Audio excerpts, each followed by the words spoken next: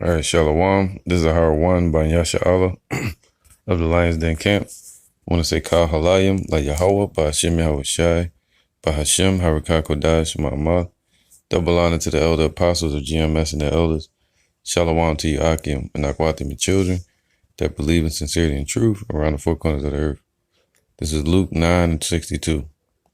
And Yahweh Shai said unto him, No man, having put his hand to the plow and looketh back, is fit for the kingdom. All right. So now I want to get this word. All right. This is the word euthetos, right? Euthetos, which means G2111. Fit means well placed, useful. So that person is not useful for the kingdom. It's not appropriate for the kingdom. All right. It's not fit. It's not well placed for the kingdom. So it says this. All right. No man having put his hand to the plow and looking back is useful for the kingdom of Yahweh. So if you're doing this work and then you look back into the world for a job, for women, for doubt, for being offended, for any reason, then you're not useful for the Lord's kingdom. All right. And you're going to be destroyed. Period, man. But anybody that's doing the work, of course, we are not to boast, but continue in the work in hope of salvation, making our calling and election sure through what the Lord commanded, through teaching his people. This is Sirach 43. And let's start from 27.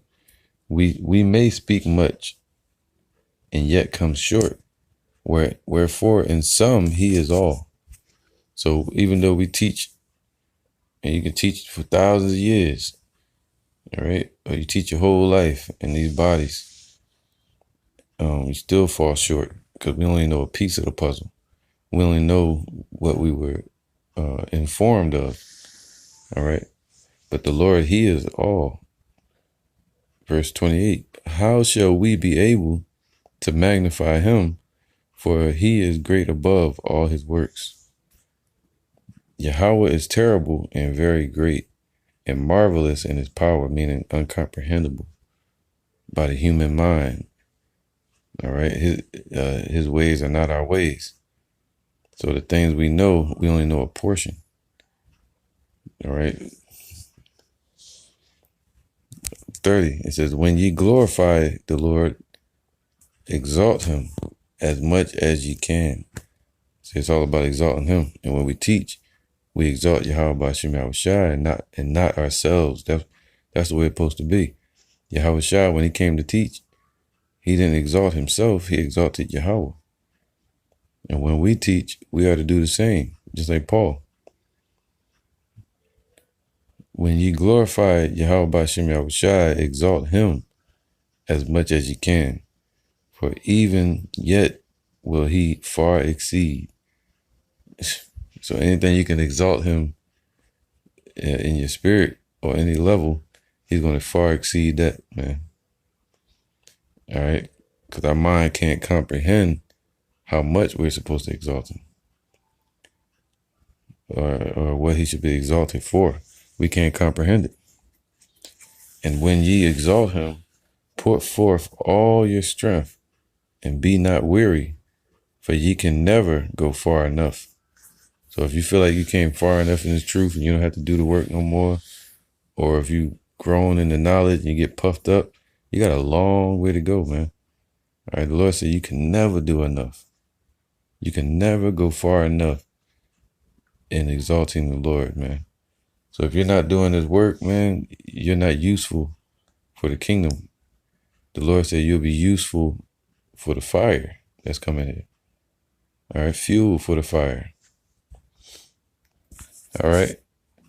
Now it says Luke 17:5. And the apostle said unto the Lord, increase our faith. That's what you got to pray for. Pray that the Lord take not his light from you, and pray that he increase your faith and wisdom. And the Lord said, if ye have faith as a grain of a mustard seed, just a little bit, ye might say unto this sycamore tree, be thou plucked up by the roots, and be thou planted in the sea, and it should obey thee. And that's what's coming. We're going to have spiritual powers. All right, you're going to be able to cast up stuff by the roots, just with your words or with your mind, and cast it into the sea. Be able to cast up a government of people in prayer, praying that they be destroyed. All right. But which of you, having a servant plowing or feeding cattle, will say unto him by and by, when he is come from the field, go and sit down to meat, and will not rather say unto him, make ready wherewith I may sup, and gird thyself and serve me, till I have eaten and drunken, and afterward thou shalt eat and drink. Do if he think that servant, because he did the things that were commanded him, I trial not. So likewise, when ye shall have done all those things which are commanded you, like teaching, prophesying, right, studying to show yourself approved, a workman that shall not be ashamed. We are it says what? So likewise, when ye shall have done all those things which are commanded you, say, you're supposed to say this in your spirit, we are unprofitable servants. We have done that which was our duty to do. All right, so it's our duty to do this work. All right, it does make you better than some people because you're more useful than not. You're favored. All right. But in the eyes of the Lord, we are not to boast. We are not to boast ourselves. Now, if somebody says you're not a man of the Lord, then you can boast a little bit. Say, hey, I am a man of the Lord. And you got to prove it according to the scriptures. All right, prove it through your works. Or not at all. Just keep doing the work.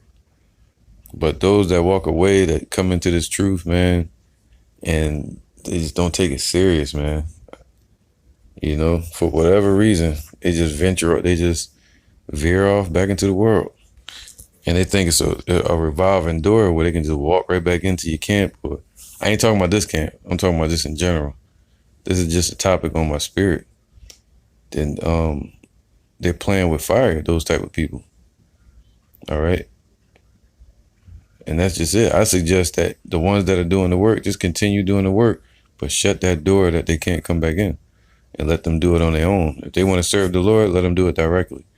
Let them teach and prove that they have a connection with the Lord, and you prove a friend first before you let them back into your camp.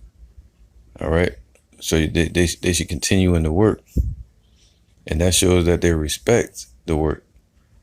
All right. They respect the process. Well, when they got to step out there and do it by themselves. So if somebody walk away from you and you're a camp leader or whatever, let them go, man. You got to make rebuke videos, cussing them out and all that shit. No, you just continue to do the work right in front of their face, and don't be moved. All right. And let them be a reed shaken with the wind. All right. Let them be a house that's built upon sand, and you be the house that's built upon the rock. It's just that simple. Your continuation in this truth is enough proof for them to see the error in their ways. All right. So if you make videos cussing them out and all that, you probably could be making it worse. Better just keep doing the work and just let them be, man. Because to the Lord, they won't be useful. And anything that's not useful is going to be destroyed.